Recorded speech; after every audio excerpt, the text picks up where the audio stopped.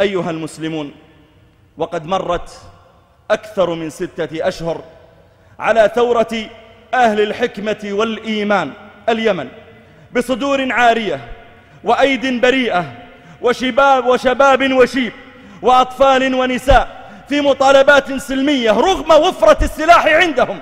وفي اليمن أكثر من 60 مليون قطعة سلاح، ومع ذلك لا تزال ثورتهم سلمية. وإذا ذكرت اليمن ذكرت الركن اليماني والمحدث الأمير الصنعاني والعلامة الشوكاني وأمير العلماء الكوكباني وسيد الوعاظ والزهاد الخولاني. إذا ذكرت اليمن ذكرت الأوس والخزرج والمقدام المدجج، ذكرت الملكة بلقيس وأسماء بنت عميس. اليمنيون منهم شاعر الرسول حسان وملك العرب النعمان وخطيب الدنيا سحبان. اليمن منهم قبيلة جرهم، وهي أول من سكن مكة، ومن نسلها جاءت قريش وتزوج منهم إسماعيل، ومن نسله جاء النبي عليه الصلاة والسلام. فاليمنيون هم أخوال النبي عليه الصلاة والسلام. وملك اليمن كرب بن أسعد تبع هو أول من آمن بالنبي عليه الصلاة والسلام من قبل أن يولد رسول الله، آمن به، وهو أول من كسى الكعبة وأمر قبيلة جرهم بكسائها كل عام. أهل اليمن هم أهل الفصاحة والصباحة، هم أهل السماحة والملاحة، أرق الأمة قلوبا وأقلها عيوبا، هم أهل السكينة والوقار والفقه والاعتبار. أهل اليمن هم أنصار الرسالة وقادة الجهاد والبسالة.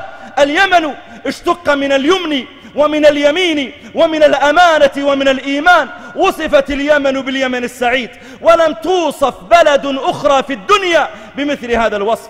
ذكر الله تعالى اليمن وذكر مناطق اليمن، فذكر الله تعالى سبأ وذكر الأحقاف. وإذا ذكرت قصة أصحاب الأخدود وإرم ذات العماد وقصة سبأ وبلقيس وسيل العرم والفيل وأبرهة، فلا بد لزاما أن تذكر بلاد اليمن. أهل اليمن هم أول من أجاب إبراهيم إلى الحج. قرأ ابن عباس رضي الله عنهما قول الله تعالى: وأذن في الناس بالحج يأتوك رجالا وعلى كل ضامر. فقام إبراهيم عليه السلام فنادى قال: أيها الناس، إن الله كتب عليكم الحج فحجوا. وبلغ الله صوته إلى جميع الآفاق. قال ابن عباس: فكان أهل اليمن هم أول من أجاب إبراهيم عليه السلام.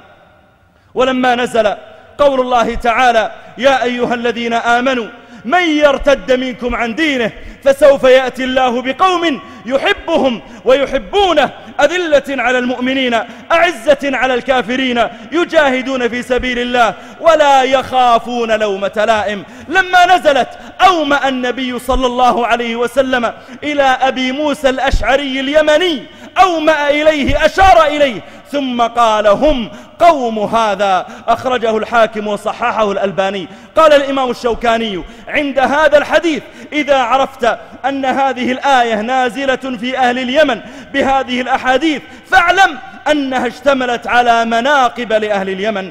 ولما نزل قول الله تعالى: إذا جاء نصر الله والفتح ورأيت الناس يدخلون في دين الله أفواجا، قال عليه الصلاة والسلام: أتاكم أهل اليمن هم أرق قلوبا، الإيمان يمان والفقهة يمانية والحكمة يمانية. أخرجه أحمد وصححه الألباني. أهل اليمن هم أول الناس شربا من حوض رسول الله عليه الصلاة والسلام يوم القيامة. قال عليه الصلاة والسلام فيما رواه مسلم في صحيحه: قال: إني لبعقر حوضي، يعني بمكان من حوضي، وهو المكان الذي يصطف فيه من يريد أن يشرب من الماء. قال: إني لبعقر حوضي أذود الناس، يعني أبعد الناس لأهل اليمن، أضرب بعصاي حتى يرفض يعني حتى يسيل عليهم ليشرب أولا أهل اليمن. قال النووي: هذه كرامة لأهل اليمن في تقديمهم في الشرب منه مجازاة لهم بحسن صنيعهم وتقدمهم في الإسلام. والأنصار الأوس والخزرج من أهل اليمن، قال: فيدفع غيرهم حتى يشربوا كما دفعوا في الدنيا عن النبي عليه الصلاة والسلام أعداءه والمكروهات. هي كرامة لأهل اليمن الذين يعانون اليوم الخلاف والانقسام، الذي نخشى معه والله أن تثور معه حرب أهلية مع وجود السلاح الكثير، أن تثور حرب أهلية تهلك الحرث والنسل. أنا هنا لا أميل إلى رئيس ولا مرؤوس، ولا أميل إلى حزب دون حزب، لكني أدعو إلى سرعة حل المشكلة قبل أن يستفحل الأمر. قلبي على اليمن السعيد ممزق، أرنو إليه ومهجتي تتحرق. من أجج الأحقاد بين رجاله فغدت به عين الخراب تحدق. من أشعل النيران أوقد جمرها، من زادها حطبا فباتت تحرق. أعداؤه يتربصون بأمره وبه تكيد به ويد تكيد به ونحن نصفق. يا فتية اليمن السعيد تيقظوا، فالموت في جسم الضغائن يورق. عودوا إلى عهد النبي محمد وتمسكوا بالحبل لا تتفرقوا. أهل اليمن هم أهل الإيمان، أهل الحكمة، لكن المؤمن والحكيم إذا جاع بطنه ومرض ولده وسلب ماله سلك كل سبيل شرعي للمطالبة بحقه. أيها المسلمون، دعا النبي صلى الله عليه وسلم لأهل اليمن عن زيد بن ثابت أن النبي صلى الله عليه وسلم نظر إلى قبل اليمن ثم قال: اللهم أقبل بقلوبهم وبارك لنا في صاعنا ومدنا. أخرجه الترمذي وصححه الألباني. وقال عليه الصلاة والسلام فيما رواه البخاري: اللهم بارك لنا في شامنا، اللهم بارك لنا في يمننا. أهل اليمن هم أهل النصرة وأهل الجهاد. قال عليه الصلاة والسلام: إن الله استقبل بي الشام وولى ظهري إلى اليمن، وقال: يا محمد إني جعلت لك ما تجاهك غنيمة ورزقا وما خلف ظهرك مددا. مددا يعني عونا ونصرة على الجهاد والغنائم. أخرجه الطبراني وصححه الألباني. وأهل اليمن هم خيار أهل الأرض. قال عليه الصلاة والسلام كما روى جبير بن مطعم رضي الله عنه قال: كنا مع رسول الله صلى الله عليه وسلم بطريق بين مكة والمدينة، فقال عليه الصلاة والسلام: يوشك أن يطلع عليكم أهل اليمن كأنهم السحاب، هم خيار من في الأرض. فقال رجل من الأنصار: ولا نحن يا رسول الله، فسكت. قال: ولا نحن يا رسول الله، فسكت. قال: ولا نحن يا رسول الله. فقال عليه الصلاة والسلام كلمة ضعيفة أخفى بها صوته، قال: إلا أنتم. أخرجه أحمد وصححه الألباني. أهل اليمن هم أهل العبادة، هم أهل الاجتهاد. قال عليه الصلاة والسلام: إنه سيأتي قوم تحقرون أعمالكم إلى أعمالهم. قيل: يا رسول الله أقريش؟ قال: لا، ولكن أهل اليمن. أخرجه ابن أبي عاصم وهو حديث صحيح. وتنفيس كربات المسلمين هو من قبل أهل اليمن. قال عليه الصلاة والسلام: ألا إن الإيمان يمان والحكمة يمانية وأجد نفس ربكم من قبل اليمن. أخرجه أحمد وهو صحيح.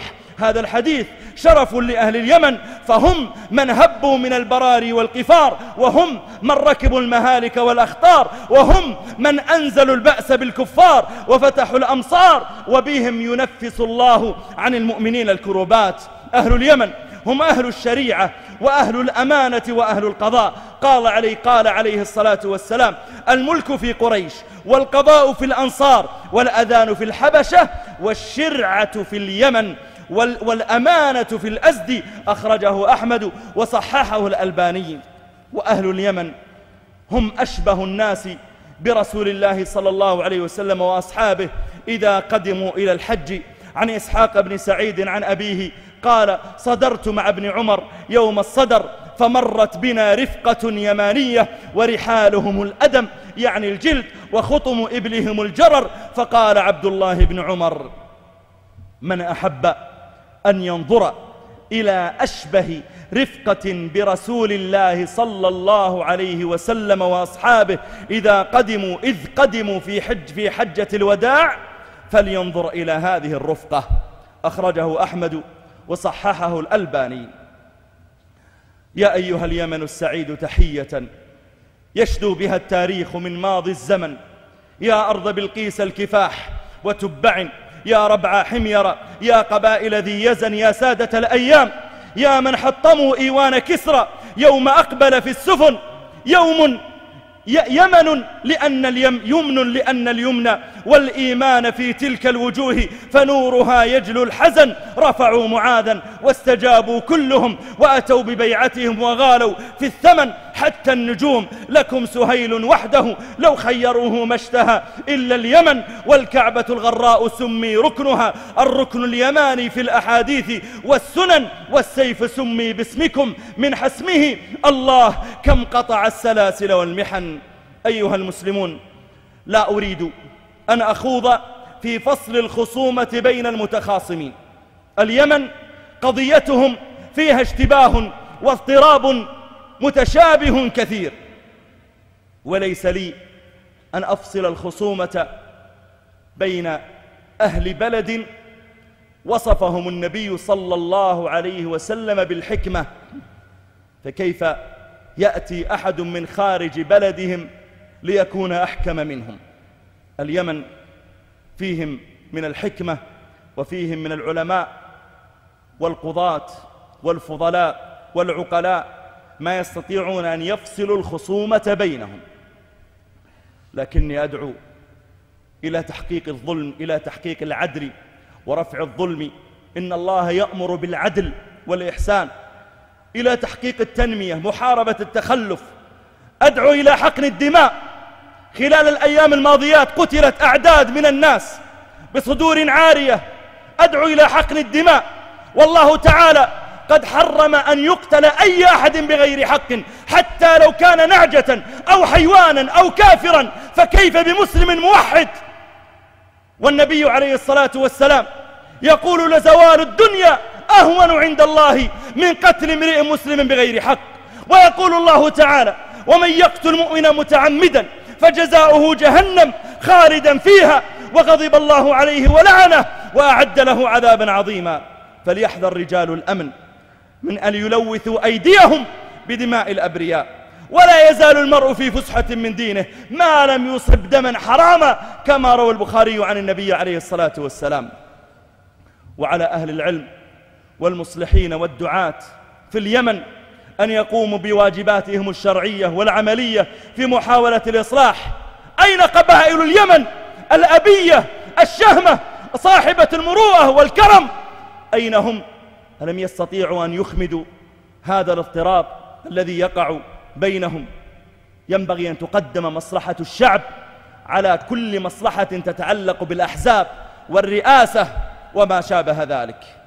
ينبغي أن تضبط النفس وأن يتحلى الناس بالصبر مع المطالبة بالحقوق الشرعية والبعد عن المطالبات الحزبية التي قد تفرق الشعب وتدعو إلى الاختلاف فيه. وينبغي أن يحكم كتاب الله تعالى بينهم، فلا وربك لا يؤمنون حتى يحكموك فيما شجر بينهم ثم لا يجدوا في أنفسهم حرجا مما قضيت ويسلموا تسليما. يسلموا وإن كان فيه نزع لرئاسة أو وزارة أو أخذ لمال أو إخراج من ملك، ويسلموا تسليما ما دام أن الأمر شرعي وأن الحكم قضائي. إنما المؤمنون إخوة فأصلحوا بين أخويكم. يا بني الحكمة يا أهل اليمن، أخمدوا في أرضكم نار الفتن، أغلقوا بوابة الحرب، فما بابها إلا ضياع للوطن. يمن التاريخ أرض حرة من أقاصي شامها حتى عدن، فاحفظوها من ذئاب لم تزل تتنادى نحوها منذ زمن. يا بني الحكمة أنتم وحدكم لو تحاربتم ستعطون الثمن، ويد الغدر إذا امتدت إلى غافل عنها سرى منها العفن.